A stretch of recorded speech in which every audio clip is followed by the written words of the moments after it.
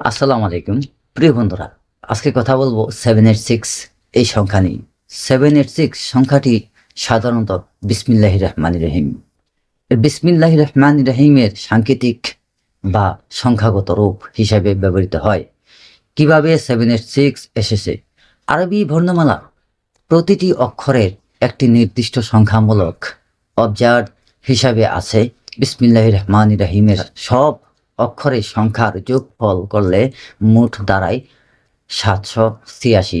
এই হিসাবের ভিত্তিতে অনেকে 786কে বিসমিল্লাহ এর প্রতীক হিসাবে ব্যবহার করেন। এবার আসি ইসলাম ও শরীয়তের দৃষ্টিতে কি বলে।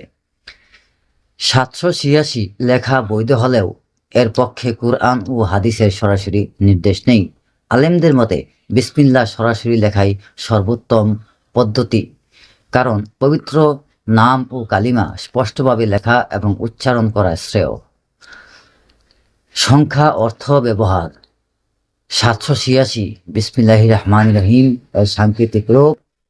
ব্যবহার সাংস্কৃতিক প্রচলিত প্রথা, ধর্মীয় বাধ্যতামূলক নয়। আশা করি আপনারা বুঝতে পারছেন যে 786 লেখা অবৈধ নয়, বৈধ, কিন্তু পরিপূর্ণ একটি আয়াতের সংখ্যা হয় না। পরিপূর্ণ একটি আয়াত সেখানে উপস্থাপিত হয় না।